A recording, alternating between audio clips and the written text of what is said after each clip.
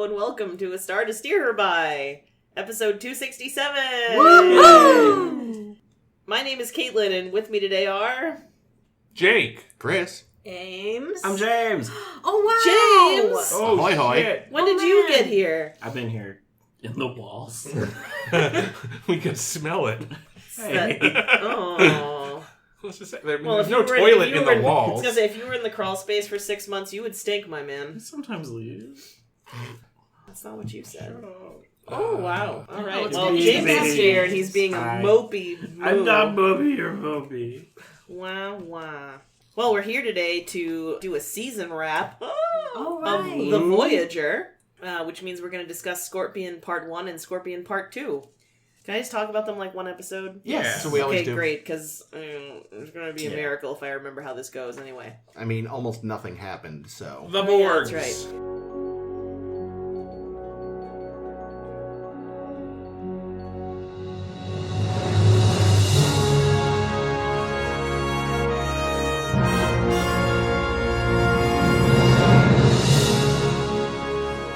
Okay, so we're flying around in space, and Kess is having horrible dreams about, like, cut-up Borgs and shit, and she's like, the fuck? And somewhere far away, but not that far away, an alien even greater, more dangerous than the Borg, is killing the fuck out of a lot of Borg.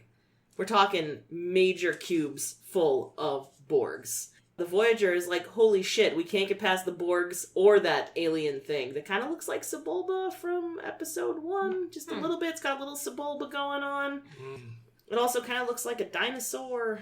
But not like Anyway. the dinosaurs we talked about recently. No, less bipedal. A lot of legs. A lot of legs in many, these many fuckers. legs. Many legs, lots of psychic ability, and did I mention that they can kill the shit out of Borgs? They have so much DNA. Dude, so much DNA. We discover these aliens when the Voyager, the intrepid Voyager crew, goes to explore some Borg cube wreckage, and there be dead Borg everywhere. And they discover the aliens' ship, and they're like, "Oh no, it's like a ship, and it's like biomaterial, and oh wow, weird ship." And it's like it's Discovery. But anyway, No, how does Harry Kim take this news? by getting aliened right in the face. God damn it, Harry! Every time. And he winds up in a weird coma with tendrils growing on his face. And they're like, I don't know, man, we can't fix it. But the doctor's like, actually, maybe we can. If I use these Borg nanobots and shove them into his alien cake hole, we can try to eliminate the alien virus. The alien cake. Guess what? It works, which is really cool. And then Janeway is like, wait a minute.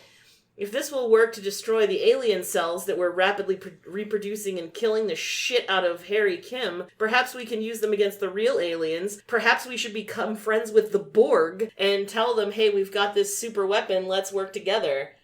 And Chakotay is like, my people have a story about a scorpion and a fox. And the fox gets foxed, if you know what I mean. The scorpion foxes over the fox. I'm trying to... Is it fox or frog? That's the thing, it's It's- normally yeah, it's- frog, but in Well, the episode it was a fox. But this is because this is his people's version Well, of this that is story. also because we couldn't get the Ferengi in this episode. Man. Because they're froggy. I don't get it, man. Frogs don't have ears. Look nothing like Well, frogs. actually. Look nothing like frogs. Ribbit and Hop. For sure. I've not heard of Ferengi Ribbit. I've heard of Ferengi quite a bit, but anyway, so we're like, yeah, let's team up with the Borg. And the Borg's like, here's our friend, 7 of 9. 7 of 9 of the Borg collaborative cube number 45,622, but you can just call me 7 of 9. My friends call me 7 of 9. Get fucked. Anyway. She doesn't have friends. That's true. She wouldn't even be her friend, probably. And I don't like her. Anyway, so we're teaming up with the Borg and everything's going great. And all of a sudden the alien destroys the Borg cube that 7 of 9 and Janeway and people are hanging out with, so they have to get back to the ship. But on the way back, Janeway gets, knocked out by some blue barrels, I guess? I don't really know. So she's in a coma or something. And she's like, Chakotay, you have to make this work with the Borg. And Chakotay's like, well, the first fucking thing I'm doing is not making this work with the Borg. So I'm glad that bitch is gone. And he's like, guess what, Borg? We're breaking up. And they're like, no. I don't really remember what happens after this. They tried to hijack the ship. Oh, yeah, and they go into, like, some other dimension, Goop and they're space. like, by the way, did we Ooh. mention that the reason why these big, crazy aliens are fucking with us is because we actually went into their dimension after them to assimilate them? And Chakotay's like, you sons of bitches, this is all your fault. And 709 is like, what if we make lots of big warheads and blow them all the fuck sky high? And at some point, Janeway comes back to life and is like, I didn't agree to that. We could use photon torpedoes maybe, but no warheads. And they blow up the aliens. They blow up like 2 of their ships because she's like, all right, but we'll just show them that we can fuck them up because right now they think they're invulnerable. And if we show them that we can kick their dicks, maybe they'll just go away. And she's right, that totally works. And the day is saved. And as one last thing, they short-circuit all of Seven's Borg bits and are like, we're gonna make her a real boy again. Bring her to the Hollow Doctor. And that's it. Job well done. Let's cap it off with some kidnapping. Yep. I mean, So to be fair, Seven proved to be the scorpion, the frog, one of the scorpion. things. I mean, she was going to scorpionize them. She was going to true. scorpion every of them, so... So I had said a while ago, I forget if I said it in the show or not, that the frequent issue with Star Trek two-parters is that it kind of feels like, with a lot of them, they didn't have enough material for 2 episodes, but too much for 1. In this case, I don't think they had enough for 1. What? Not a lot happens. Yeah. I'd agree with that. This did not have to be 2 episodes. No, they This need- was an episode. This was a meeting that could have been an email. I mean, Yeah. This is basically a shot-for-shot remake of Best Best of Both Worlds. Complete with the captain gets captured and disabled by the Borgs. She references those happenings as well. Yeah. She's like, you could elect someone to talk to me, like you did that time with Locutus. Yeah. Yeah, but This- they basically, it follows all the same beats pretty much right up to the end. But without being at all compelling. Mm. It also... Really? Oh Just- yeah, this episode was. They Boring. fucked up the cliffhanger. Oh, the yeah, no, cliffhanger of what a Best of weird- Both Worlds was the Yeah, best. that was not a good The place. cliffhanger here was, will they all die? I remember when it stopped there, I was like, this is where they... That's a cliffhanger for a mid-season 2-parter, not an end-of-season 2-parter. This was... Yeah, and all the bullshit with Da Vinci was just I obviously didn't care for padding. the Da Vinci stuff. I like John Rhys Davies. Oh, I he's love great, John Rhys but Davies. I could have done without those scenes. I liked those as I mean, I don't know if they really Get the tie into any of the rest of the episode. Not at all. But they it did. They were there because Mulgrew requested Da Vinci. I mean, I think that's a good fit. I think that's I a mean- better thing for her to be doing than just being school teacher to children She or whatever. finally, Oh, that season. she finally wore out that Lord Burleigh program to the Yeah. point where the computer wouldn't let her start it again. And they're like, here, fuck Da Vinci instead. The computer was like, please, I'm tired. But the yeah, spirit is willing, but the bits are No. smudgy and Smudgy and bruised. No. We've been rewatching Futurama. What an excellent thing to mention. Yeah, no, I was saying on the way over, there were worse episodes this season, but this is probably the worst finale we've had. I don't know if I agree with any of what you guys are talking about. Interesting. I would say, for one thing, I think this is one of the rare instances where a part 2 is better than a part 1. I will say, I'll agree with that. Because I think part 1 was all set up, Yeah. and there was some interesting stuff okay, ally with the Borg. Interesting. Oh, an alien species that can actually, make the Borg cower in their boots. Interesting. Where are we going with this? Oh, we're going to end the episode right there. That's okay. We've done this. So much bickering with Chakotay, and that I think all gets way more interesting in part 2. I think part 2 actually has the story. I would definitely agree to that. The one thing I do really like, the intro to the first episode is really good. Oh, with the Borg. Yeah, the Borg Yeah. are Getting just their in shit space. fucked. Yeah, and they're it's you will be assimilated, resistance is Oh, futile. the and then they 10-second yeah, teaser? and then they just fucking blow up, and that's the end of the teaser. It's just something just nukes the Borg. I really like that intro. Yeah, the first one really does feel like it's all set up that could have been done in maybe 15 minutes, maybe 20 minutes. Yeah, I mean, maybe not watching them back to back would have been better, but I was just so checked out by the end of the first episode that it was hard to care when the second episode was happening. Like, I watched it, but I was just like, we done yet? I got, like, literally anything else to do. Wow. See, this is one of the most highly rated episodes on IMDb of this show. And it's also when, like, the pandemic hit and a lot of people were watching Netflix all the time.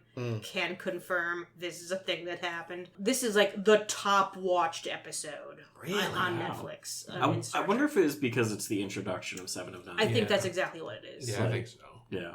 She was not even in the first episode. She wasn't cast until after. Yeah. I think people consider this like the series premiere if you don't count the first 3 seasons of Voyager, because now that we've got 7 of 9, it's going to be kind of a new show. Yeah.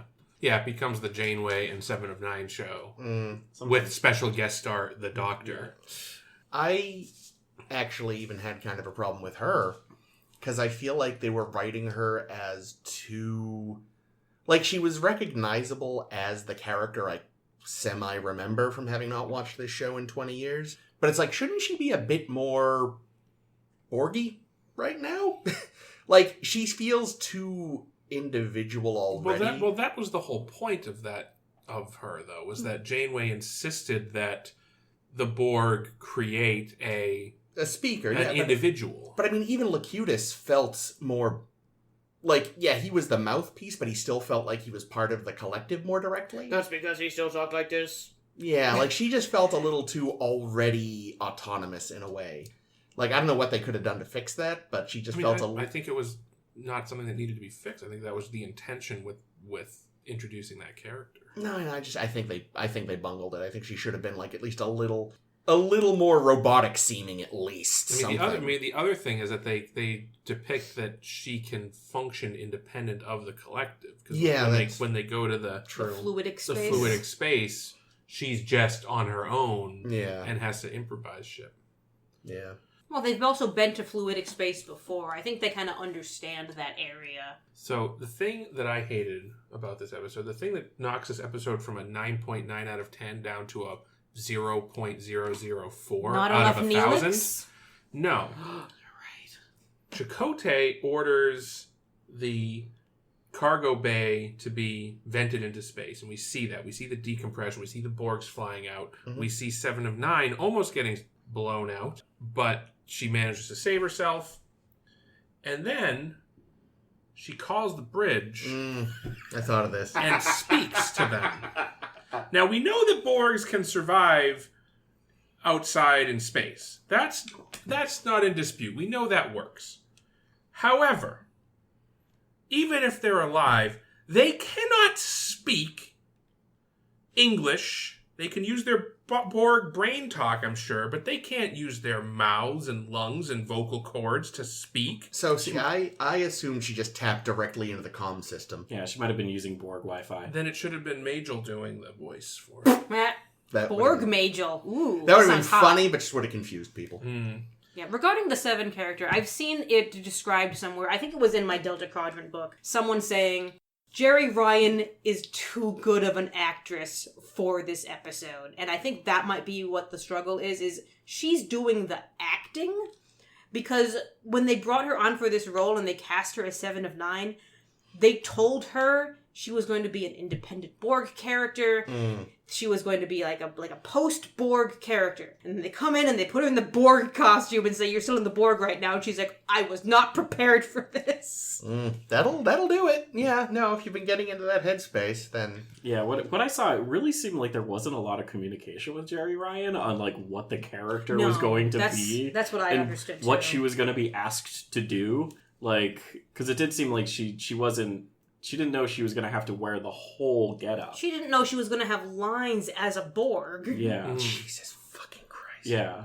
Like, there some of the interviews and stuff where it looked really interesting because Jeri Ryan seemed to be very, like, open and honest about, like, you know, kind of, like, the struggles and insecurities she had starting. You know, mentioning, like, kind of freaking out and, like, running to the producer, just being like, oh, what am I doing? This isn't what I was expecting. And I thought that was interesting and refreshing. Yeah. Also, I can't fucking turn my head in this thing without passing out. Oh, God. Because that fucking thing on her neck, on all the back of her head, and just all all of this was just like claustrophobic and actually pressing on her carotid artery the whole time. Wow. Jesus See, Christ. It's no, funny you thank mention that, because I remember even during the episode noticing times where it's like, either the latex is coming off, or this is really fucking up her neck. And holy shit, it was really fucking up her neck. Yeah. But, I have to give her a lot of credit. She did, I think, at least in terms of the body acting, she really did nail the Borg. Like, there was a point where she does the old body and then head turn thing. That's true, Which yes. I was like, ooh. I was shocked she could turn her head that far in that thing. I was like, ooh, she did it. She did the head thing. Her and Michael Keaton should compare notes. Yeah. I loved her entrance too, with the dry ice coming through the walls and the little flippers that come off of the corset. That She walks out. See, like, I was torn because, like, you're right, that's cool. But on the other hand, it's definitely meta. It's like, here comes this new character, which. Oh you yeah, know, yeah. You knew right away it was a main character. Yeah, I mean, never mind the fact that her fucking name is already in the opening credits. Yeah, and like now, the other thing that's suspicious to me is what possible need could the collective have for that pair of tits? Pick me. What? Future Borg Queen. Oh, okay. But why does she need tits? Because all the Borg Borg babies. The Borgs need all to the nurse? Borgs have tits. Oh, no. All the Borg queens. Wow. I mean, breasts are the superior physical trait absorbed by numerous Because, species. it's not just that, sure, her biological structure has large breasts. So I guess the collective needs to adapt as they want to do. But they didn't have to build a Borg sheath. Chassis, yeah. Yeah, that explicitly accentuated them. I mean, if you would like to know the reason when they wrote the script, because she has breasts? In the script it says the Borg female steps out of her alcove and through the vapor. For the first time, we get a clear look at her. She is young, striking, covered with Borg technology, but clearly once human. She was literally, in the script, probably before she was even cast, it was written they wanted a sexy Borg. Well, okay, so let's talk about that real quick, because that was 100%, and I don't know if the producers have officially confirmed this, but she was added to the cast for sex appeal, right? That's known. That's a known thing. The other thing I know that they wanted to add with her character was something that the other series have, which is the character that is the outsider, the other character, the person who does not fit. So you got your Spock on TOS, you got your Data in TNG, you got your Odo in DS9, the things that don't fit. And they didn't have something like Don't that. worry, in Voyager. Odo can make it fit. Hey. I always thought that was the EMH. Yeah, they have the EMH for that. But the EMH never questions human shit. I guess. Someone to come in and say, I don't understand. Tuvok, they have Cass, they Yeah, have Neil, they have a They lot of could have. I think what they're having is a lot of excuses, and they just really wanted tits. What they didn't have was TNA. There's even a television trope about the sexy female alien. The sexy lamp? Oh no, wait, that's different. Is it sexy lamp yeah. and the sexy female? So they lamp. did this. Probably around this time. Well, shortly after this, I think on Stargate they introduce basically a very similar character where they have an alien who's incredibly hot with large tits. And Is it my girl from Farscape? I don't think her tits are that hot. No. Who are you thinking of? This I can't remember the character's name. She was a Tok'ra that is introduced, and she's in a bunch of episodes and then just disappears. She's a leader of the Tok'ra, and Takes her tits with her. And I was reading an interview with the creators, and they're like, yeah, we saw how much success Voyager had with 7 of 9, and we're like, oh well, we should do the same thing. We felt pressure to have a sexy female alien in the show, and then You think Stargate would be above that? and then they're like, you know what? Our numbers didn't really change much, and she was fine, but we've already got good characters, so we don't need this shit. So that's why they stopped doing it. Yeah, So good for them. What is it? Maybe not so not explicitly, but even the joke kind of with Leela in Futurama, they say was like, they want to do the sexy alien, but actually have something properly alien about her, which is why she's a Cyclops. And, of course, we all know how that turns out, but no spoilers, I guess, just in case you've somehow not seen Futurama at this stage. What thing are you referring to? Oh, that thing.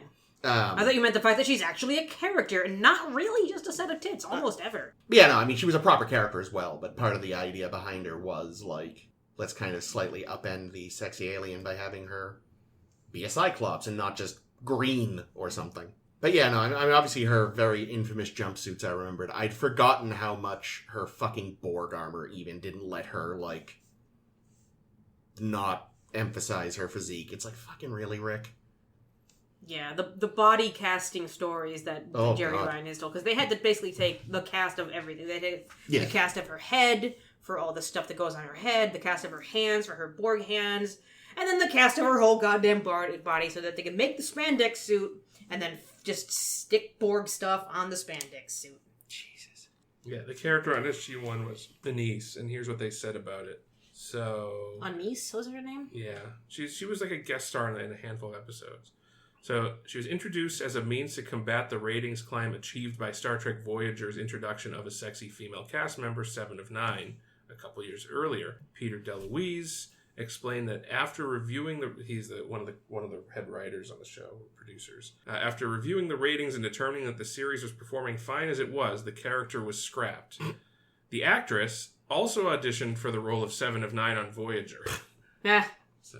Yeah, it also strikes me as a little bit as the Cylon lady in Battlestar. Which number is she? 4? 6? 6. Trisha Helfer. Yeah.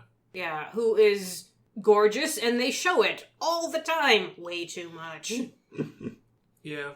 But Jerry Ryan can also fucking act. So yeah, I think Yeah. you know, I think that the show gets a lot of flack for the 7 of 9 character, but it's not like they got just some rando that, you know, if she had just been like a bimbo, they couldn't really act and just didn't fit the show, it would have been one thing. But I think they actually got a really decent actress. She winds up being like one of the stronger actresses on the show. Like, Oh, the writers for do sure. wind up giving her a way more to work with than a lot of the other actors, but like she's like really one of the best actors in the show. Yeah, and I'm sure we'll talk about this eventually, but it leads to some like behind the scenes issues. Yeah. Yeah, that's really unfortunate. Yeah.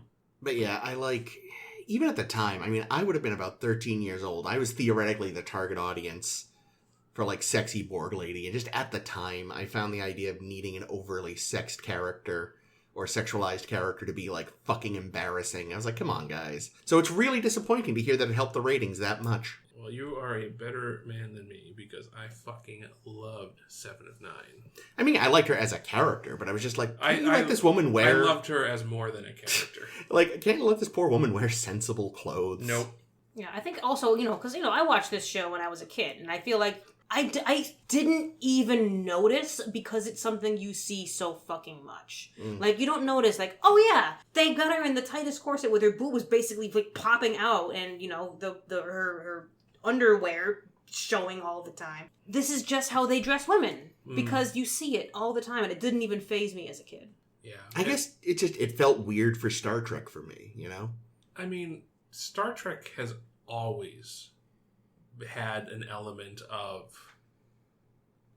exploitive I should... female body. Yeah, that's not to excuse the predecessor, but this one is just so bad. Like, it makes fucking Troy's awful jumpsuits look borderline dignified, and they at least eventually let her wear a real uniform. They order her to. And actually, I mean, there's a couple episodes where, which we'll talk about, I'm sure, where 7 of 9 gets to wear a real uniform from time to time.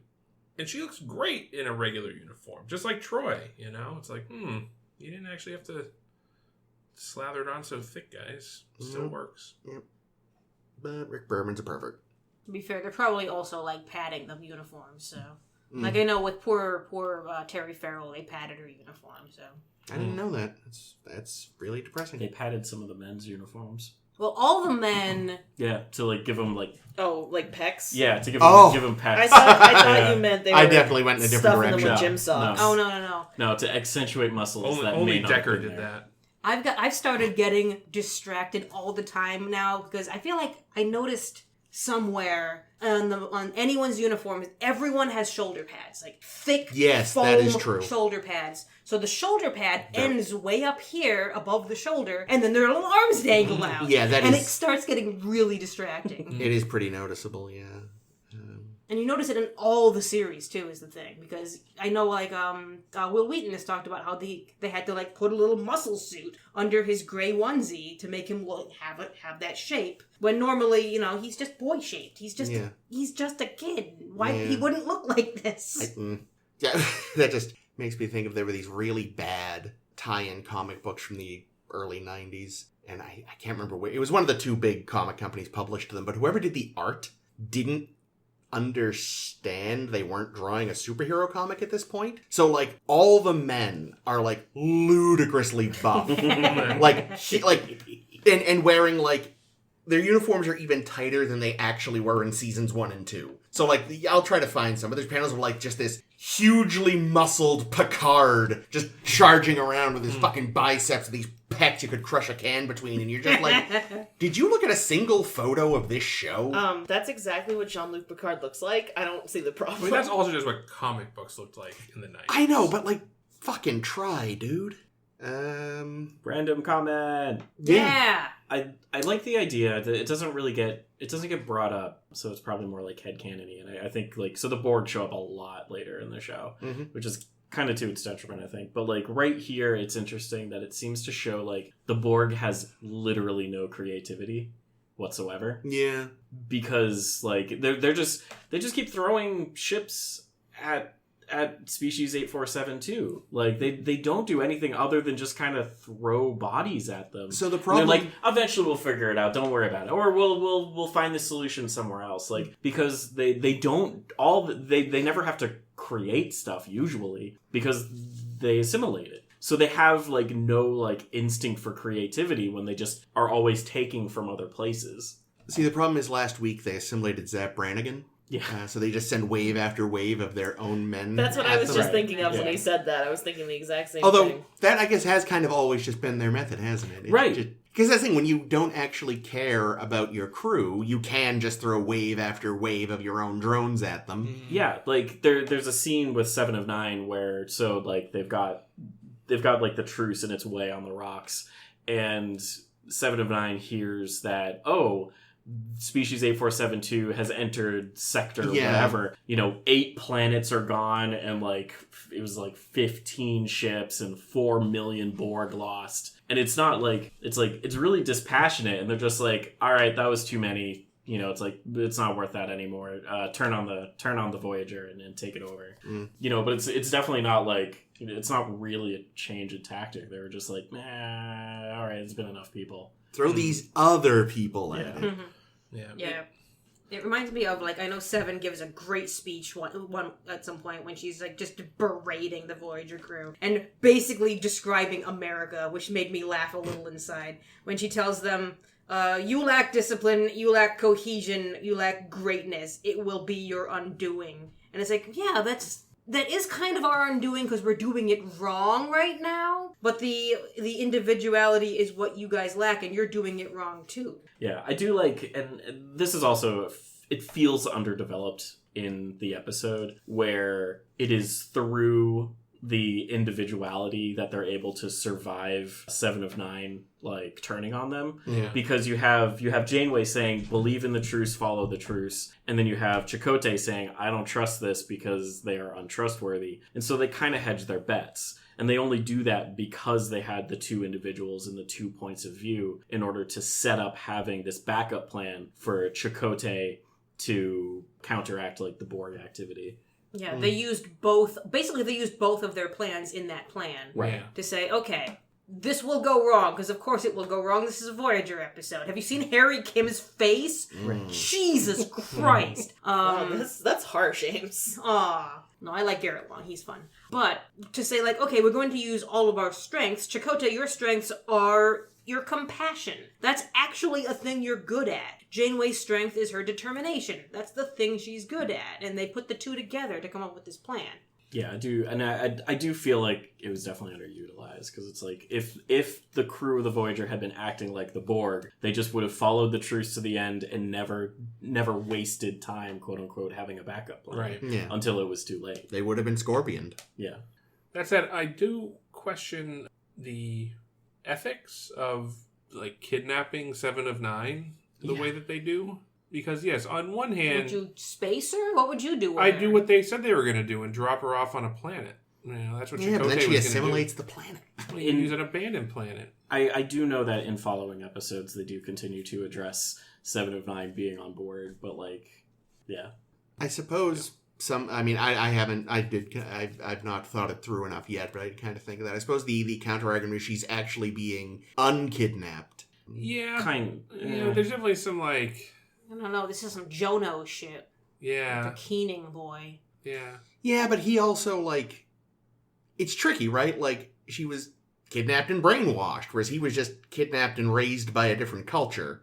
Like, What about the suddenly... No, that is a suddenly human kid. What about the Cardassians. suddenly Cardassian kid?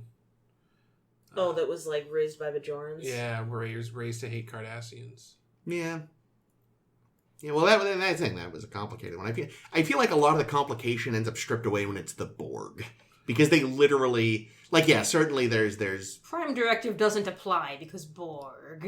Yeah, they're apparently, the closest thing to evil in the galaxy. Picard or whatever. said so. Yeah, Was it it's- Picard or the No, other it was one? the other one that said so. What's really interesting is that they talk about the fact that she was taken really young, so I'm kind of curious. Like, I know that they're not going to actually do this, but it would be way more interesting to see her still acting like a 13-year-old in an adult body because she was kidnapped so young that she doesn't actually have any, like, human adult experience. She's always been part of the collective. Mm. Yeah, and I think that's something that, seeing her kind of adjust to life as a human will be something that we'll see more of. Yeah, I do think she, in a Borg way, matured past 13-year-olds because she has had experiences. Yeah. Like, she doesn't view things from a unknowledgeable or undeveloped brain. She views them from a Borg brain, even after she's been disconnected. As we'll see lots of this in the future, but I don't think she's adolescent brained. Yeah, it's a little difficult just because so little of the character is known right now. Yeah. I did forget one thing that was I did forget that it's like we get her human name of Annika right away. I actually thought that was something that like appears later, like parts of her past were like a mystery to her. She didn't fully remember or understand it. I think that's still kind of the case, but when Chakotay dives into her mind using the same trick that in the episode Unity that the jerks used on him to get him to do something he didn't want to do. It was to heal his stupid head. Well, later they in tricked the him. episode. That part. Yes, into- that part. shooting Tuvok and Part of him kind of wanted to do that. And Kim, because of course you do. yeah, but yeah, kind of like forcing her to stop using the transponder connector or whatever it was that they had, which is another instance of a rare amount of continuity Yeah. in the show. That and the lungs shared by Kess and Neelix. And the doctor's mobility unit. They're They're good at gadgets and missing organs, apparently. It really does kind of feel like that. If you can fit it in a bread box, they'll remember it. Right, yeah. But Lung in a bread box.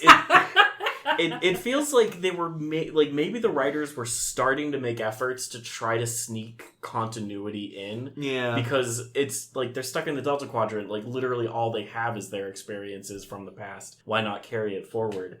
But I know that like over time that really doesn't increase anymore. Like Right. I think there's like a couple episodes that are maybe sequels that reference, previous stuff in the future, but like this almost feels like the most referencing continuity that the show really will get is this kind of episode where it even referenced a different show. Yeah. Yeah, I think they also had to make sure to sum up what happened in that show for people who didn't see that episode. Which is always that's the tough thing about continuity, and the tough thing also about continuity across a franchise is you have to make sure, okay, if someone hasn't seen fucking a TOS episode from 60 years ago, do they get what's going on? Yes. Scotty! Yeah, one thing about this episode that I thought was not necessary and Oh, Leonardo da Vinci, yes. no, it was the Kess stuff. Like, I didn't feel like it added much. Oh, the telepathy Yeah, that. thing. The Like, telepathy. it just felt like yeah. it was tossed in there because it's like, oh, we need something for Kess to do. I feel like without getting into stuff we haven't gotten to yet, I think it's just laying some groundwork. Yeah. Also, I think it's them doing a good job because otherwise they'd have to animate mouths on species 8472, which they certainly wouldn't here's be the able thing. to do. I think it would have been well served for us not to hear from 8472. That they're just a mysterious If they're foe. just a horrible monster. Plague. Yeah, like if you like, I think 8472 works more as a force of nature than as a villain. I mean, you can see that. I mean, literally, it's the same thing with the Borg, Yeah. where the Borg are more interesting the less you can understand them. Yeah. And Definitely. you know, this episode starts the process of being able to really understand the Borg in what I consider a negative way. And then they do immediately start with species 8472, just right off the bat. They're already talking and, like, you know, having wants and desires and stuff. You And, are unpure. Like- We're gonna purify you. This Yeah. unit is perfect. Yeah. Yeah. That's what that's the dark secret that 8472 is the evolved form of nomad. Yay. Does them calling them 8472 mean that 8472 mean that they have conquered 8,471 species? encountered, not necessarily conquered. I'm pretty sure that they got that number from something that was scrawled on the walls of a bathroom. Call for a good Species time. 8472. Yeah, that's it. Yeah. That's how it goes. Yeah, it's Yeah. just God four damn. numbers. Because back in the day, Oh my god. Yeah, no. phone numbers yeah. are just Yeah. four. Yeah, I remember. I They also were wondered. called 4 numbers. I also wondered, does Kess know what they're called? Because she was speaking Yeah. with them telepathically. No, because then they'd have to give them a name. Oh no! Can't do that. I call them the Schmagekis. So, what was the Borg corpse tower? That was art. You mean literally or in the show? Well, both. You can answer the literally because literally is the funnest story I've ever heard. Ooh. Because they knew, okay, we've got to create a bunch of Borg corpses somewhere in this episode, and they're like, okay, we should try to spend less money on this because Jesus Christ, the CGI is a lot. There's a lot of CGI in this episode, guys. Clearly spent less money on it. What they did was they bought a bunch of Borg action figures. They cut them up and then super glued them into a pile and then shot them really close, and that's hilarious. Yeah, I it love kind of that. looked like a miniature, though. I didn't looked- notice that at all. Knowing it was a miniature, it looked better than I thought it would. Really. I didn't know it was a miniature. Yeah, no, I'll It give him slid that. right off me, and Even the faces looked yeah. not... Even though they didn't look like human faces, they didn't look like tiny faces. Yeah, Yeah. I thought I'll cop to the fact that I thought they just cut up a bunch of mannequins and put on like the most bright red fake blood ever, which looked awful. and especially on a CRT television, like back in Yeah, the it day. wouldn't look too bad. Yeah. I also think it would have been nicer for us not to actually see the species 8472 aliens, because one, the CGI didn't look great, No, and it's B, terrible. it's just always so much scarier when it's just like the monster in the dark. Well, Yeah, they showed maybe- him sparingly, and also at the time, they thought the CGI was Oh, I'm great. sure they thought it looked perfect. Yeah. Well, they're wrong because I remember even as a kid thinking it looked like shit. So, Wow. but like, yeah, maybe Everyone's a critic, maybe especially little Chris. Better maybe- than the macrocosm alien? barely, but yes. Like maybe if they just limited it to like the flash Kess had of being reflected in one of their eyes, that Yeah. maybe would have been cool. Oh, Yeah, the that eyes would be did good. look good. But See, I wanted it. yeah, no, I wanted them to be completely alien. no, that's fair. That's fair. They live in fluidic space. They should be Yeah. fishies. They should just. Oh. They shouldn't have eyes. They shouldn't have anything resembling arms or a head or eyes. They should just be fucking alien. They should be like. They're gonna look like those things in AI. They should look like nothing. Is what they should look like. They should just. It should be a. They should be invisible. You catch them in the corner of your eye. You're like, what was that? That's a Doctor Who episode. Harry Kim turns around, and all we see is him is like a whoosh, and he goes ah, and that's all we see of him. And we're like, oh my god.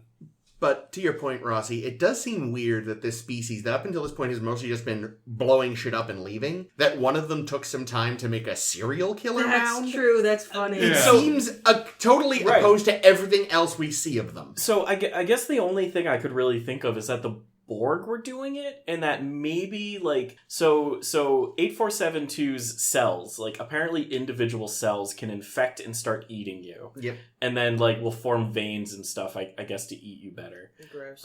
Is very gross. So I was thinking maybe the Borg, like if a Borg looked down and his hand was infected, he would just cut it off and like throw it in the pile, and then you'd look over and your buddy was like definitely dead, so you just grab him and put him in the pile with the rest of the... I don't think that's what the show is Ooh. going for, but that makes more sense than... Well, Unless this was the one psychopath 8472 that attacked this cube. You know, they're like, they were like, hey, send Fred alone. Maybe he'll die. Is he the suitor of 847? Yeah. No, he is the fucking, like, John Wayne Gacy or Dahmer of 8472. I mean, the Borg it is implied that the Borg, like, recycle their dead. True. So maybe they put him into, like, a baler.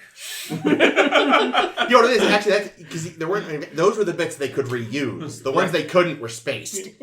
That's the pile. You know, someone walks up later, it's like, my left arm's feeling oh, this one's nice. It pops off, clicks it on, like, yeah. Thousands of species integrated and they're still slobs. Just throw that wherever. That happened after they assimilated humans. They got the ADHD. One thing to kind of talk about is, like, it gets addressed later, like, way more directly, but, like, you know, Jennifer Lean is no longer a regular cast member. Yeah, she's not in the opening credits anymore. No, Yeah, she's under the starring. also starring because of a casting change between seasons. Yeah, and that's, you know, I mean, of course, I remember thinking, I was like, wow, way to give it all away. But, of course, I'm sure at the time there was at least, you know, a friggin' TV guide full spread about it. So it wasn't a shock. I mean, it wouldn't have done any good to recast, you know, to add this cast member that you're hoping to drive ratings up and not advertise it everywhere. So I'm sure there were TV guide covers. Mm-hmm. Every entertainment magazine was probably following this. It was certainly well known that she was joining the cast. I remember back in the day, like, you know, going to the grocery store with my parents, like, you would just see Star Trek stuff, like, on People magazine or whatever magazines would be around. It was like, very popular. Yeah, it was surprisingly not niche at that point. Yeah. But, like, it is sad that she is, you know, being winded down. Yeah, I know between seasons, like, the rumors were spreading all over the place before they even knew what the heck was going on. That, okay, either Kes and or Kim are leaving. And because, you know, Kim hasn't done much other than get slapped around an awful lot. And But he's so good at it. And Kes is like, and I think they did a lot of blaming the whole Kes's lifespan is going to become too much of a problem, which I don't think that was really the problem. No, not at all. No. Well, especially because they already gave us, like, a group of her species that lived longer than expected, so they could have there are figured out ways a way to fix around it. it. There are plenty of outs. Yeah, but also I know that, and this is hilarious, Garrett Wong recently had been named in the top 50 sexiest people in America list by People magazine, so Voyager wasn't going to get rid of him. That's actually pretty... I mean, there's, you know, frequently to this day see stories about how hard it is for Asian American males to be considered sexy. So good for him doing it in the 90s. Yeah. I think the one thing he mentioned, and I know we talked about Favorite Son a couple weeks ago, but I recently listened to his Delta Flyer episode, and he just talked about how it was actually such great representation to watch an Asian American man kissing lots of women. Yeah. Because you never see them get that kind of role. Yeah, and again, it's still a thing. Like, it was a big deal when the very short-lived Selfie cast John Cho, future Sulu, future to us, past at the time, as a romantic lead in a rom-com series. So it's unfortunately still very little progress has been made since the 90s on this issue. I don't know. Oh, Jennifer Lean. Yeah, so Yeah. I also recall reading about that she was having a lot of personal problems at the time, Jennifer Lean, that there might have been substance issues and Yeah, I think they mentioned it in the captain's seat, the History Channel doc we were watching. Like she was not showing up on time and missing a lot of rehearsals and things like that. So it sounded like there were offstage problems with the actor. That's a bummer. That also contributed to why they ditched her. Yeah, it's really, I really don't appreciate when so she was 19 when the show started. So she Really? Was she really? Jesus. Yeah, I had no idea. She was really young. I mean, she was actually playing young. a 2-year-old, so.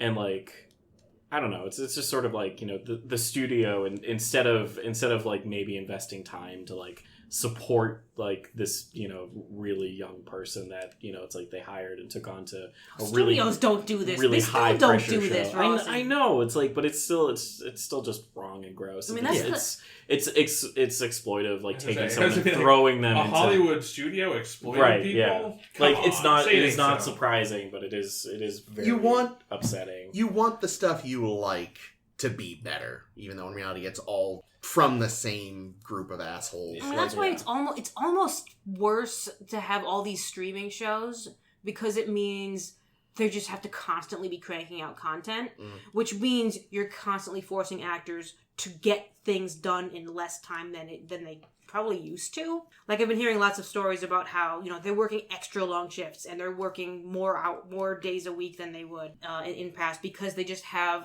the tightest schedule to get all these shows out, because they have to have more and more shows so that Netflix and whatever the other ones are, and Amazon Prime and this thing and Apple Television or whatever it is can have more shows, always more shows. Which is ridiculous because no one has time to watch them all. But someone might watch it once. Yeah, and somehow they all star Pedro Pascal, and I don't understand what it is. A lot of them do. Yeah, I don't know. I'm such a bad example. I'm definitely one of those people whose anxiety manifests as, I'm just going to rewatch something I've seen 1,000 times instead of watching new things. Same. Getting me to watch something new is like pulling teeth sometimes. Just watch Great British Bake Off. Then you'll calm right down. I love Unless they're that making show. something difficult in the technical, then it's the most stressful show in the world. I know we talked about this off air recently, but the Great British Bake Off is the only cooking competition show that doesn't set me into a frothing rage. So, good example. Because it doesn't play up the dramatics like so many other ones. Although it's just I did about just being read pleasant and making cakes. That they're replacing, they're replacing Paul Hollywood with Gordon Ramsay next season. No, they're not. Are you joking? I will murder you. I hate Jake sometimes. I was gonna say that Phil was Flies. That would patently actually be obvious bullshit. a great comic relief skit where it's Yeah. Great British Bake Off with Gordon Ramsay instead of Paul Hollywood. I bet. Instead of a handshake, he gives you the finger. And I never dared dream I'd get the finger from Gordon Ramsay. I feel like Ramsay'd be down too. Yeah, probably. For the skit version? Yeah. He seems like a decent guy in real life. Can What is Noel the thing? Fielding He's- be involved? Oh, yeah. He I does was seem afraid to... you were going to tell me something about Noel, because if Noel ever leaves, I don't know. It's going to break my heart when he goes. But yeah, no, we always want our shows to be produced better, especially something like Star Trek, which is about being better. But Yeah. unfortunately, we have to cram women into cat suits. well, yeah, the money men are in charge. Yeah, I remember years ago, this webcomic I read was doing a fake interview with Rick Berman. And it was fake just... interview? Yeah, they drew a little Rick Berman. Oh, no. And he was in a TOS uniform, but it was... Is this Randy? Yeah. It was green, and instead of one of the department logos in his badge, it was a $sign. And that's the... I don't know if you've ever watched an interview with that man, but he is one of the most unimaginative, boring motherfuckers I have ever seen give an interview. There is just no humanity or soul visible when he talks. It's astounding. Saying this as someone who's just watched a lot of DVD special features, I don't know what is inside of him. It's probably mostly cocaine and horniness. But a counterpoint I always made was you watch the making of stuff for episode 1, which is an astoundingly bad movie. Okay, of Star Wars. Yes. But George Lucas, when he talks, you get a little caught up in his sort of obvious enthusiasm. That's true. He had a vision. It was insane, but he had a vision. And if you watch, especially with episode 1, that comes with all these documentaries they were making and the lead up, and you get caught up in, and you're wait, I saw the result of this, though. But, like, you can kind of see how people could get swept up with George Lucas. I don't understand how anyone could go along with anything Rick Berman says. The man is clearly a fucking robot. Speaking of fucking robots. To paraphrase our friends at what are those guys online? The Red Letter Media. Red Letter Media. Oh, guys. good, I picked it. What's the deal with Ricks? Because there was I think it was in their episode 1. Oh, Rick review, McCollum? where they were talking about how much Rick McCollum sucks. Who's that? He was one of the producers on the Star Wars prequels. Okay. And while he's describing that, he just shows a video of Rick Berman, and he's like, "Oh, wrong Rick. What's the deal with Ricks?" Yeah. So anyways, fucking robot. Yeah. We got Da Vinci building a robot. Yeah. That apparently was based on his real work. Oh, okay. Because they had some various doodles and sketches from Da Vinci, which is hilarious. And a computer program tried to figure out what it was that he was going to be building, and it was like, robot. Wow. Ooh. But, like, of course... Probably robot. I guess, because Da Vinci is both, he's a polymath, right? He's both an inventor and an artist. So, of course, his robot to help blacksmiths forge things isn't like a big piston that, or like a big hammer with like, a wheel attached to it or something. No, it actually is a robot that makes a hammer swinging motion.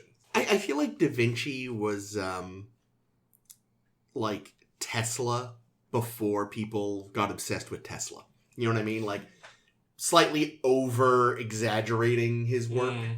Like I feel like nowadays the nerds are all obsessed with like, oh, well, Nikola Tesla designed all these. He thought stuff up. Let's calm down.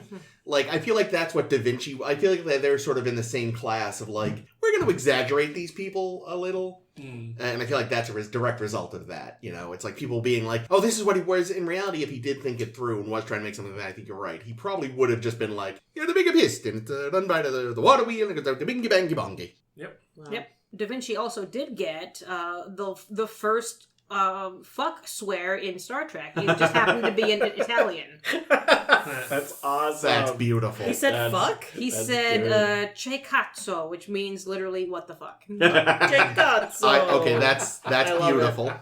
Especially because at some point I forget what it was, but I made a crack where somebody said fuck, and Caitlin said, no, they can't say fuck yet on Star Trek. Well, apparently they already had. You can do it in Italian. It's like how Picard used to say shit in French until somebody told the producers. It's like, Fucking tattletales. It only takes one person to fuck it up. The crew of that show spoke French, or spoke enough French to know. It's a fucking Isn't it dead married? language, Yeah. Jake.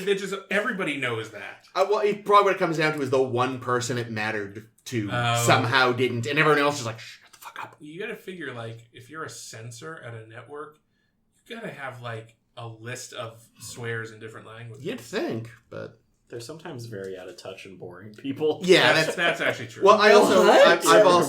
said How hard to sometimes imagine. stuff gets past censors because they'll all catch it, but no one wants to be able to admit they got the reference, and they're all so uptight. They're all just like they're waiting for somebody else to say it, and nobody does. So I feel like that's how some of the really dirty jokes in kids shows get through because they don't want to be the one to say they just said fingerprints. Okay. Fingerprints? I don't think Yeah, so. Okay. It's an Animaniacs, and I'll explain it later. Bukkake? Apparently, bukkake in Japanese means sauce, and that makes it so much worse. Or it's an excuse for the censors to not censor it. Oh, they're just talking about Japanese food with the delicious sauce on it. Anyway. So fluidic space is weird. Crap. Speaking of bukkake. Speaking of sauce, I knew you didn't do it on purpose, but goddamn, son.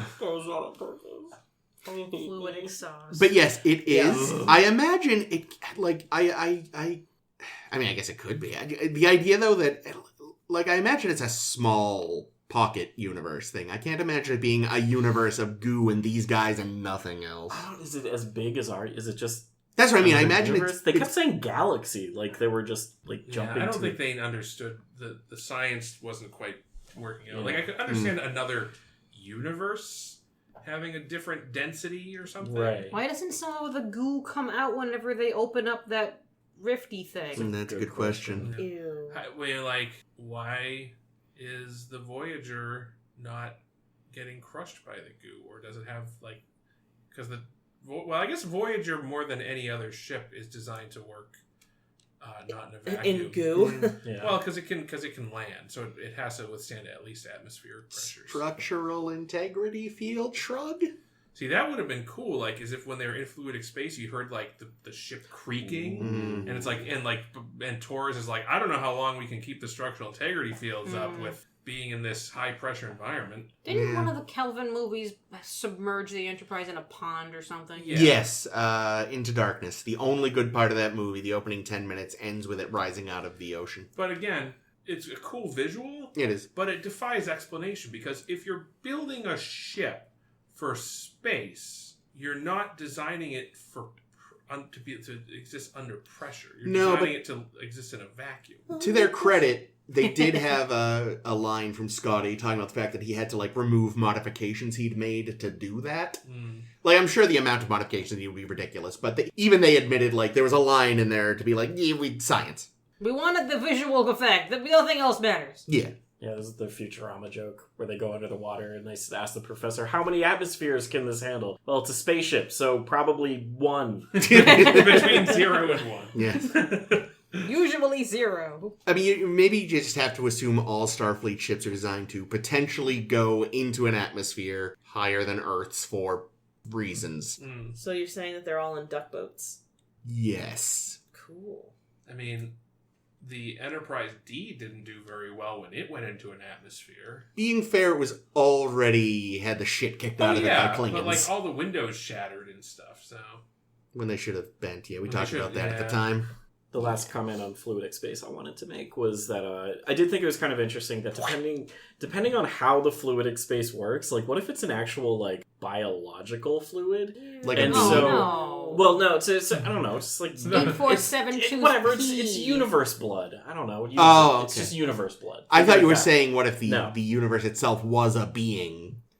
I mean, maybe you could go there if you wanted to go. Oh my god, it's actually just a variation on the Founders. It's Yeah. a universe of Founders instead of a planet of Founders. What if the 8472 is like a superorganism, right? Like, because they talk about how the Yeah. ships are made out of the same stuff as the aliens. What if they're just like two superorganisms? You know, like they're just parts of a larger superorganism, and the fluidic space is like the medium that it lives in. So I like that idea. So the reason I brought it up is because like they're very focused on like, oh, you've contaminated us, and like Yeah. you know, it's like we'll cleanse you, and like that would actually kind of make sense if like the literal medium in which you exist could be infected by something. Like if it was like a semi-biological material, like That that's was- just yeah. universe blood, and like it could what if your universe could get sick from, you know, something crossing in from elsewhere? Like I would be pretty upset. And The beings in the ships didn't even exist until the Borg showed up and pissed off the universe. They're like, Right. well, we gotta build something to fight it. yeah.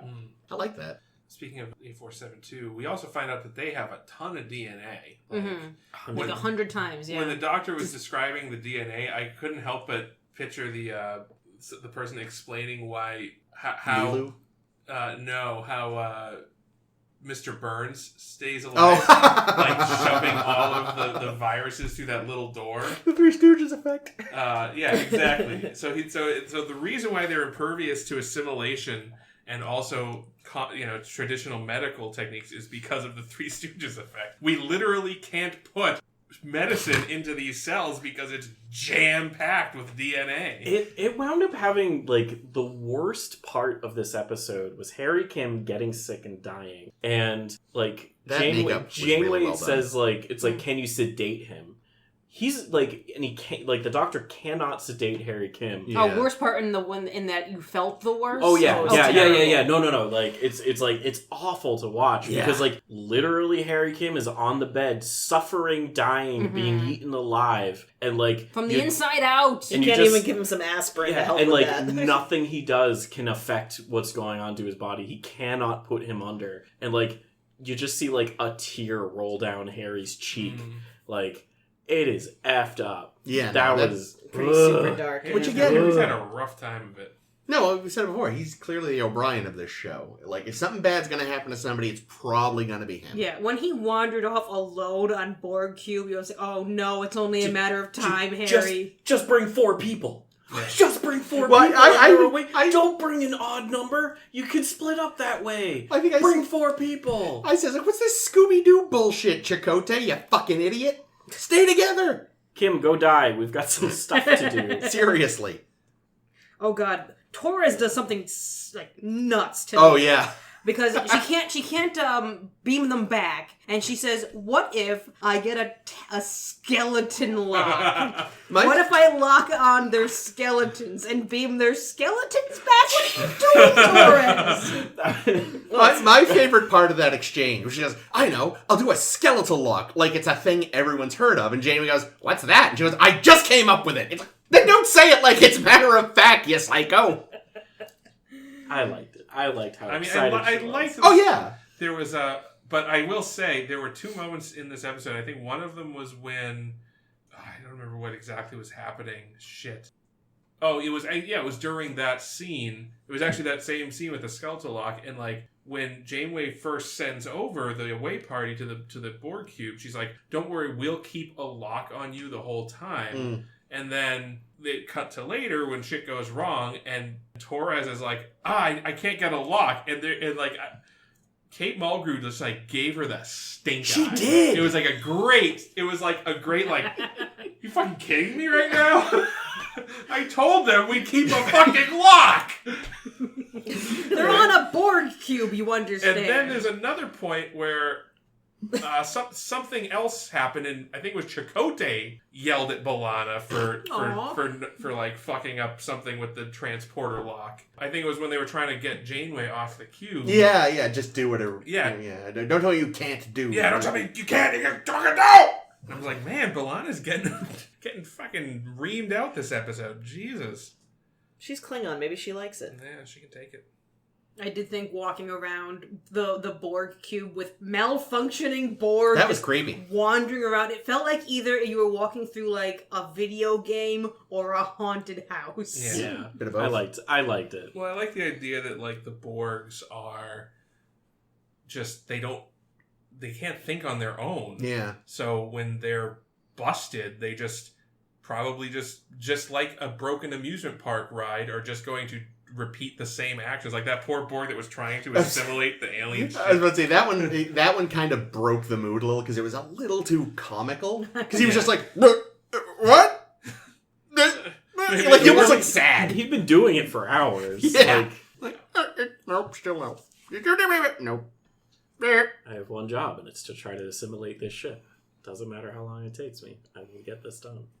He eventually just starts going to the pile and just gluing bits to it. Like, there! Close enough. Good enough for government work, Borg.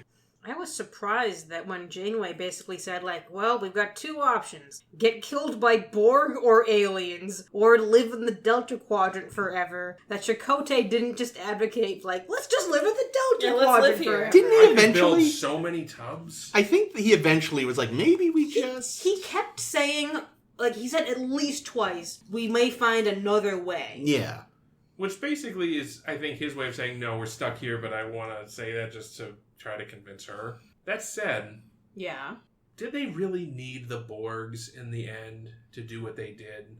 Nope. Because they could have taken some extra time, developed the vaccine, I guess, whatever you want to call it, the weapon against 8472, and then just flown through the Northwest Passage, blasting 8472 as they went.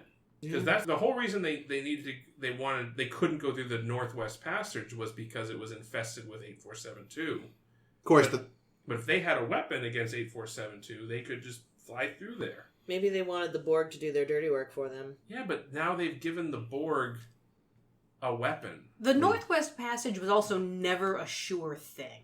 Like, there is still Borg, like, directly to your side. Yeah, but a sure thing, it was not true.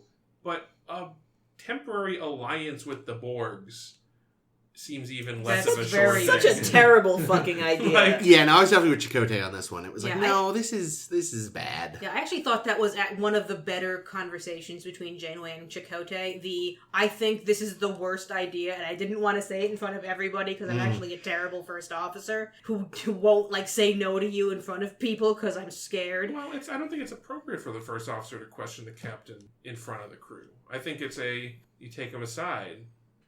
You think? I do. I think I it think depends. he should have brought it up before she decided it was the plan. I think she should have discussed it with her senior staff before. she was. decided. That's what she was doing. Yeah. I think in a case like this, when it's like super crisis time, you need to put up the united front, and then you go, so...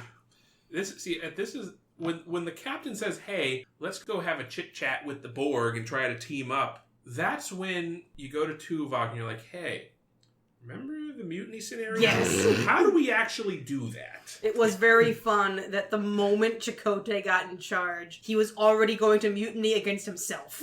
Yes.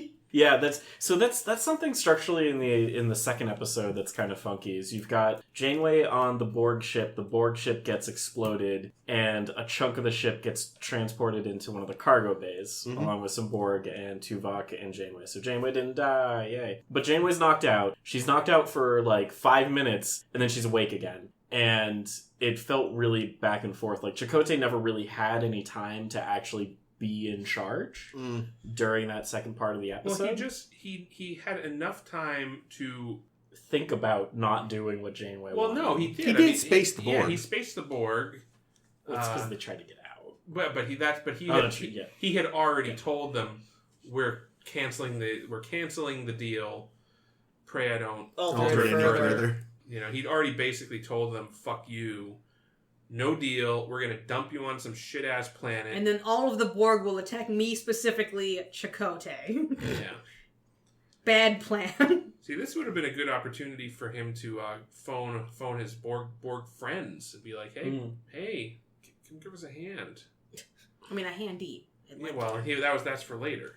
Oh dear. That would have been interesting. Can he use a Borg transponder to communicate with them however far away they are? Yeah. Because they're hooked up to all the Borgs now. No, are they No, just they're, on no, their they're they their have own their little- own private. on their own ham their radio. private server. Yeah. And everybody else is on just like PubNet. Yeah.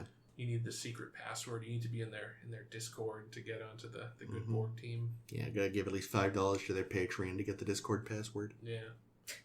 All right. Harry coming back on the bridge was also the happiest scene in the whole fucking show. Because he comes back and he says, "I'm all better now!" And he's just gleeful for the only time in his life. So I wonder if the reason why they had him on death's door is because they weren't sure if they were going to bring him back. Oh shit, that's a good point. Man. Yeah, because they don't cure him until after the season. Yeah, I think that he doesn't show back up until the second Yeah, episode. they have a potential cure, but will he live long enough? Yeah. Well, will we live long enough to make it through the rest of this season? Well, we already did. Oh my god, we did! Yeah. We made it! Hooray. We're like Harry Kim on the bridge! That was a segue! Shit. Yay! Ah. Oh, you got some tubule coming out of your nose, though. Shut up. Oh, God, that's right. What? They're like fucking Balani. Still got a tendril there. It's like, we are still in the middle of a crisis. Now is not the time. You know what actually was really missing from this episode? Gratuitous Tom and B'Elanna flirting scene.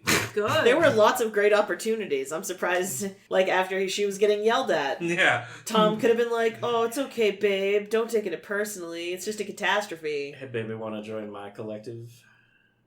No. Oh. The no is what made it. This is going to be a long-ass episode. We're just making it longer with our top and bottom threes of Season 3 of Voyager. Ooh. We wrapped it up. We're here. We watched all of them. And I'm going to tell you my tops right now because I have them in front of me because fuck it. Sure. All right. Tippy top. I'm going to call it before and after. Okay. Which one's before and after again? Before and after is Kes going backwards in That's time. your top? That's your top That's my episode? top. All right, fair enough. Holy shit. What? Nothing. I really like that episode. I like time travel. I like clever shit like that. I thought it was well done. Listen, you don't have to defend yourself to him. Our tops and our bottoms are our tops and our bottoms. Gross. What? And also Jennifer Lean's really good in it. Mm-hmm. Number 2, I'm going to say Distant Origin, because it's very interesting. Dinosaurs, if you ignore the fact that, what the fuck, dinosaurs? It's actually a very cool episode. It's got a Galileo plot. It's got some good acting as well. That one's really fun. And my number 3, I'm going to give it to Remember. With Torres living the life of that girl who was in love with a boy who was a technophobe. Yeah. Because I relate. What was that episode called again? Remember. No, the dinosaur one. Distant Origin. Just in case there's questions later. Okay. Are those literally your bottom 3? I'm not gonna say. Oh my god, Jesus Christ. Okay, who wants to go next? I'll go next. Do it. In any order? In third place, Remember. Nice. Because it's good. Yeah. Number 2, Real Life. Oh yeah. I really liked Real Life. I got really emotionally Very invested in that Mhm. shit. Yeah, but I love being sad. That's like, I'm a lifelong depressive. That's like my wheelhouse. And I think I'm gonna put number 1 at Distant Origin. Sweet. With a honorable mention to Q and the Gray, because Civil War Q. loved that episode. I mean, we got Susie Plaxton. I'll give you that for her. Because she's great. I'm going to go next. Okay. Oh, well, fine. Number 3, False Prophets. I know. Only number 3. Really? Come on. I'm not going to lie. You're like nothing number if not 1. predictable, Chris. Yeah. I found this season a bit... The hard part picking this season was that a lot of this season, for me at least, was just like, fine. But there weren't like I had to go back and look at everything to even find like I saw, I was like, oh yeah, no, that, or oh yeah, sure. But like usually when I do this, I've already had a few candidates floating around and this and that. And this time I was like, what the fuck even happened this time? Like I didn't think False Prophets when I watched it would make the list because I was like, this was fun, but there'll be better. Oh, next up, I have to sort of qualify. All the extras were horrible, but I still loved Rise. Oh, cool. Because Yeah. it was a good Neelix episode. Him and Tuvok had some really good interaction. But yes, there was not a single, principal extra in that episode who wasn't a fucking terrible actor. And number 1, Remember. Cool. Great episode. Mm-hmm. Okay, well, I guess I'll go then. And these are in no particular order. No particular order, but I'm going to start with number 1. Tippy top favorite episode, Threshold, for the 2nd season in a row, which is amazing. I don't know how that happened. No, I'm kidding. What the fuck just happened? I'm kidding, of course. Jake made it funny. I made it funny. No, my top 3. This is why I thought it was funny. Remember, Before and After, and Distant Origin. Oh, okay, that's why it's funny. I didn't know you particularly liked Before and After. So. Yeah, I'm a sucker for time travel shenanigans, but especially when they're done in an interesting way, as opposed to Future's End, which it was fine, but it's just the same. The crew goes back in time to the present day and does something stupid. Trope, but Before and After was a time travel shenanigan. I don't know. We didn't get Sarah Silverman. We did not get Sarah Silverman as a Before and dinosaur or That's anything. true. So yeah. She'd make a good dinosaur. Yeah, and Bring her back Distant to Origin Stranger again, Worlds. I think that episode is easy to dismiss because it's fucking dinosaurs and the science is shoddy, but at the end of the day, I think it's a perfect example. Yeah, perfect example, but a very good example of using sci-fi to talk about contemporary issues. Yeah. And in my mind, slight spoilers for Picard season 2. There's one of my biggest issues with that show is that they deal with contemporary issues by doing time travel scenarios and literally have the characters dealing with the contemporary issues. That's not sci-fi. That's just drama. That's just drama. So yeah, I like that about Distant Origin, that they did it about dinosaurs in the future. Creationist dinosaurs in the future. I love it. What about you, Rossi? Right. I know you made a list. Did make a list. It's a long list. They're Oh, all no. my favorite. Your I top can't 3 choose is 20 episodes long. So definitely Remember. Yay! Remember is really, really good. Before and After as well. I'm going to go with Worst Case Scenario. That's also a I good thought one. that was good. That one's fun. I'm surprised more people didn't have that. It's a very fun episode. Which one is that again? That's the one with the Seska. the simulated, the one we just watched last Oh, week. yeah. some of my favorite things about it are, well, so it reminds me a lot of the movie adaptation. If you've seen that. I have not. Long time. I know. I remember loving it. It's good, and there's some similarities, but like some of my favorite stuff in the worst case scenario episode was about halfway through when Tom and Tuvok are deciding that they're going to write a continuation. There's like 5 different people who offer advice. Yep. All the jokes are actually good, which is shocking. All the jokes are good, but not only that, everything that gets suggested is what happens next. Because one person says they want romance, and Seska and Chakotay start having like romance. Right. One person wanted a twist that comes out of nowhere, which is Seska literally being a twist that comes out of nowhere. Okay, now did we also get the story of a chef who used to be a I mean, Neelix Salesman. was there. Like it's so just throwing those things was just so like metatextual and stuff. I really loved that. Yeah, that was a good episode at keeping the stakes constantly heightening and also changing. Yeah. Which I appreciate. And it starts off just goofy fun, and like, you know, it's nice to have something that is kind of fun, and like most of the characters kind of would get into it. And it was one of the few examples where it really did feel like you have this like really close-knit community where there's a secret and then instantly everyone knows. Mm-hmm. Like there's literally no way to stop it from happening.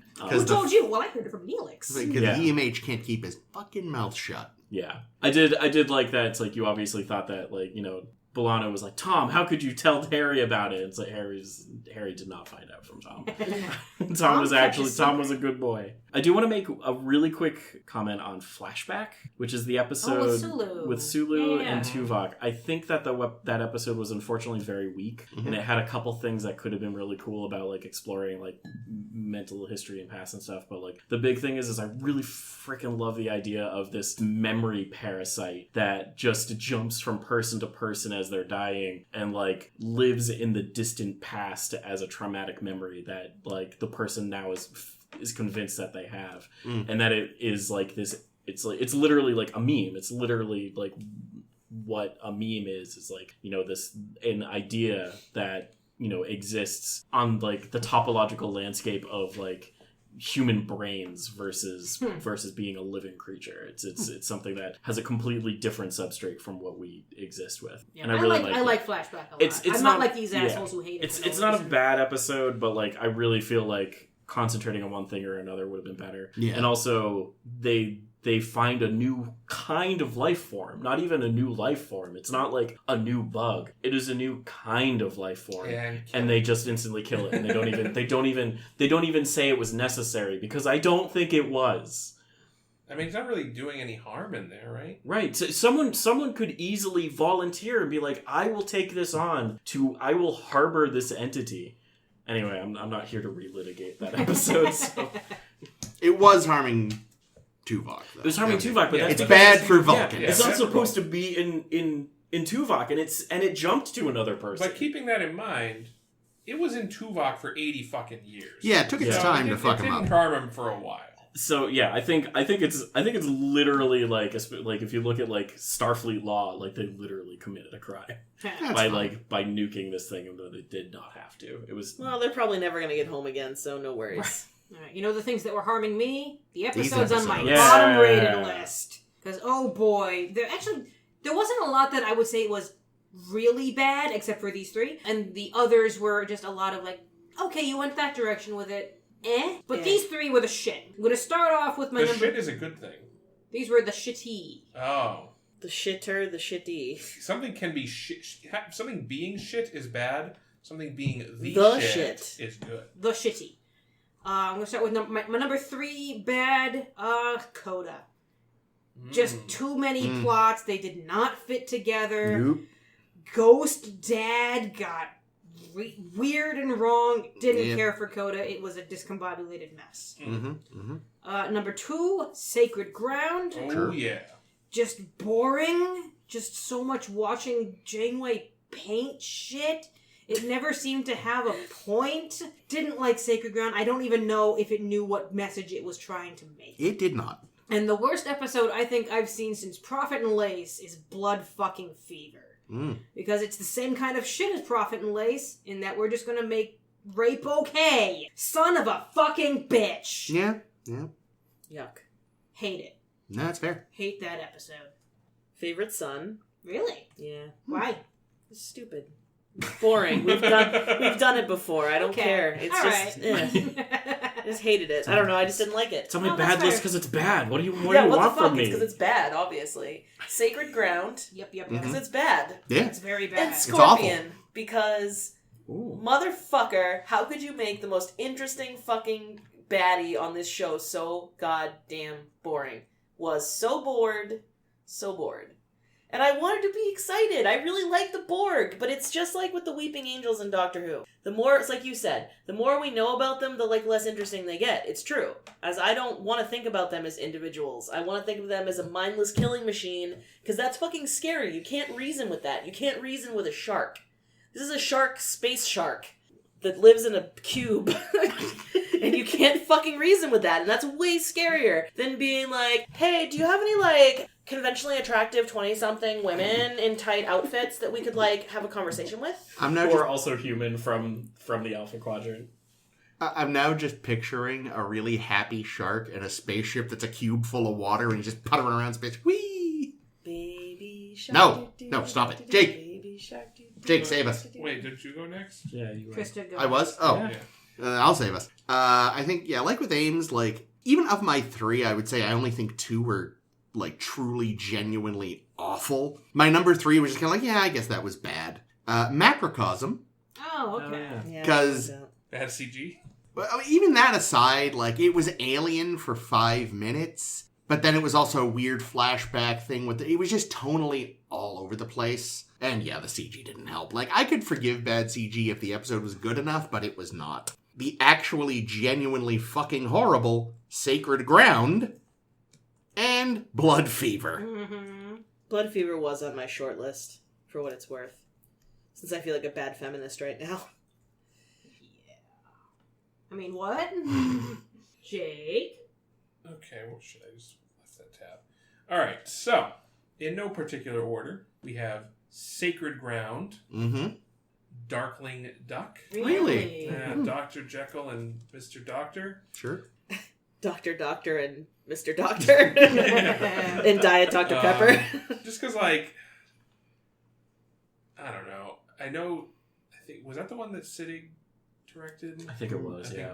I think that might have been the one he directed. I know he directed one episode that I didn't care Yeah. for. And it's like, it reminded me a lot of when the Dr. Bashir episode, When he was Vantika? when he was Vantika. Okay, but that was amazing for the wrong reasons.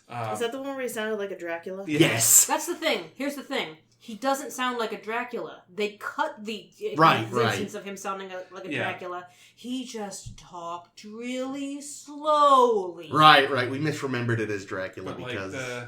So, like, what? Like, he was like a talk boy tape recorder? Cord? But, I didn't like the Doctor's portrayal. I did not like what Picardo did in that episode, doing the evil Doctor. It just seemed too arch. And, I just didn't care for it. And then the other one, I'm going to pick another one of an actor acting outside their wheelhouse and not succeeding in Warlord. Whoa! Really? See, Yeah. I like Wow. Warlord. Yeah. It's hearing what everybody else's bottoms. I'm like, oh yeah, that might have been worse than Warlord, but I don't know. There was just something about it I did not care for, That's fair. and it stuck out to me as like something that wanted to beat the bottom. But I'll be fair. I think any of your bottoms could have been my bottom. Thanks. But what about Rossi? Let's Does say he you, agree- James. Does he I- agree with any of I am these? also Sacred Ground, also Blood Fever. Did Sacred Ground sweep? Did everyone say Sacred Ground? Yeah, Yeah. Sacred Ground. I am quite shocked we didn't all say Blood Fever. Blood Fever. I That just one couldn't is really. so I couldn't upsetting. remember it that well, to be honest with you. Like Chris was like, it was the Pon Far one, and I was like, okay, so it sucked, but I didn't remember much specifically about it. There's just a lot of sexual assault. So Yeah. much. And what's the other one? So I'm a little torn because I've got favorite son Coda and Darkling. Oh, really? Yeah, I think I'm gonna go with Coda. Like, it was just Coda tried to do like 5 or 6 different things in that episode and didn't really accomplish any of them. So Yeah. It was maybe the most annoying to watch. At least favorite Son and Darkling, like you would eventually get into the groove of the badness of it, and it would move. Yeah, Coda just kept shifting gears. Yeah, It's like that Treehouse of Horror where Bart makes a pigeon rat. Or no, the other son. What's the other son's name? Oh, God. The other one. I don't know. The good son. Yeah. Makes a pigeon rat by stapling a pigeon and a rat together. Fuck, what was his name? Not Rudiger. That's what Bart calls himself once. As an alias. I I'll do look it not up. remember. Mm. While we're waiting for Chris to look it up. Yeah, I figured people would just keep talking. No. We will stop. Cool. Well, do you want me to jake us out? No, wait, you jake us out. We're also not jaking out. What do you mean? We're jaking off. We have one more thing we want to do today. Oh, that's right. I forgot about the thing. All right, so y'all will remember. We've been listening to our podcast for 50 fucking years now. We do this every so often. Usually, by the end of the summer or so, we put together a fanfic. And today's the day we're going to pick our names for our fanfics, so that we have time to write. And then Caitlin can write within the 5 minutes before the episode. Exactly. And since Rossi is here, Rossi's going to help us out so that we don't lie, as I intended to do. The evil twin, or the good twin, was Hugo Simpson. Aha. All right, so what we have That's some good Foley. is a very stylish hat with all the names of the main characters up through season 3 in the hat, since we haven't really met 7 of 9 enough to write for her character yet. So, Rossi's going to pick a character to be our focus character in our fanfics, whether they be teleplay style or story style is up to the writer, I guess. We're all Wait, so each of us is getting one, or what's happening? Rossi's picking for each of us. Oh, Okay, but so we're each getting one. Yes. Okay, great. Who am I picking for first? You decide. You're the guest. I feel like you get to pick. Ames. Okay. I pick for you. Oh, God. What do you get? You get Chakotay. Yes! I was looking for Chakotay! I was gonna do him no matter what I got! You have Chakotay. Yes! Now that I've been saying for weeks now, I'll be the one to write a good Chakotay episode, put my money where my mouth is, and fucking do it. Get it, girl. Well, before you look at the name. What? Who are you gonna pick for next? Oh, Kate. Okay. Ready? Okay. You get Janeway. Ooh, okay. Nice. It's not Neelix. Do other people call you Kate? I never hear people call you Kate. Nobody calls me Kate. Sorry. That's okay. You Only can. James Oh, okay. calls you Kate. You can, thank actually. you. I'm actually kind of okay with it. Oh, thank you. Well, if it ever I'm going bothers to call you let me K know. Dizzle. There it is. I like that. Yeah, I like that a lot. Jake, Okay. you get Neelix. It's totally going to be Neelix. All right, let's see. You get Tuvok. Ah, Tuvok, Ooh, okay. I think Jake would do a good Yeah, Tuvok. there's some good, interesting Yeah. Tuvok stories. I could even do a Tuvok on the Excelsior story. Mm. Oh, we could. Ooh. That'd be interesting. Before I he's mean, got his you could, parasite. but why would you?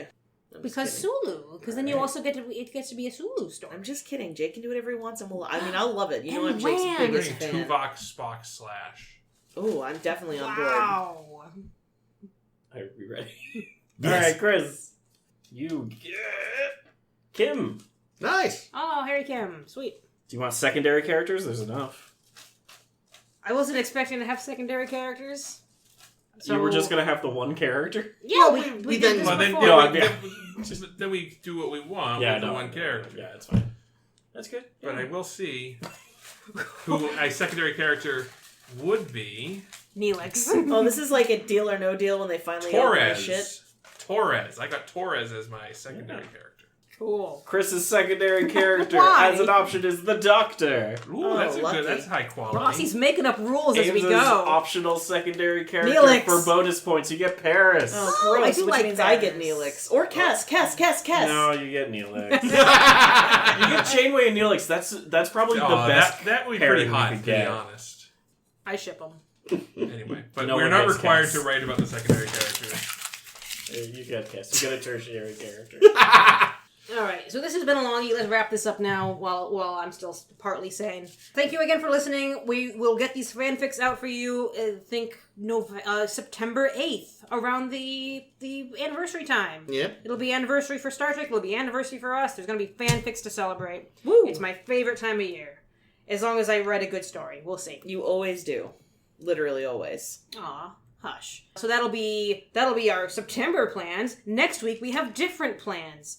So this week we did our season 3 wraps. You can see them on the Tumblr and do all the things. Next week we're going to talk about a different type of season wrap. We're going to do another 10 forward next week, or at least that's the plan right now, as long as nothing goes horribly wrong.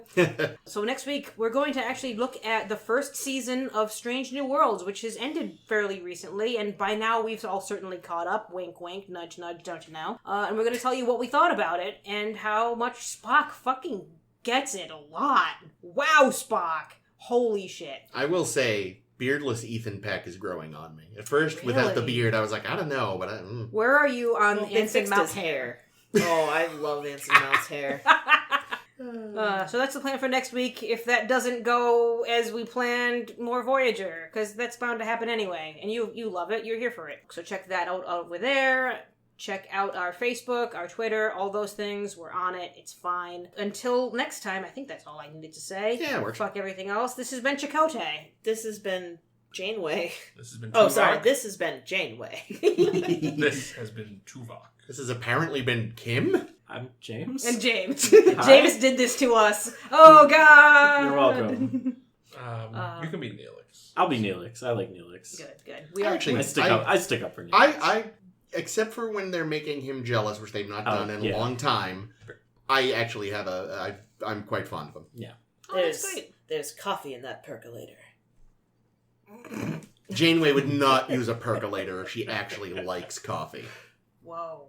Damn, I use a percolator. No, you use shit. a we use a drip maker. drip. Yeah. You know, percolators are used by old people whose taste buds are so gone from 40 years of constant smoking they can't taste anything anyway. We were terrified this morning because our power briefly went out, and we thought, oh no, there's not going to be coffee today. So Jake went to Tunkeys. There we go.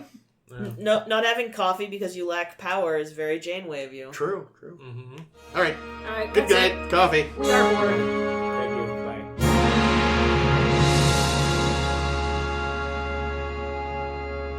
I'm cutting that. No, come on! Nope. That was fucking vile, though. Wasn't Yes. It? Oh, God.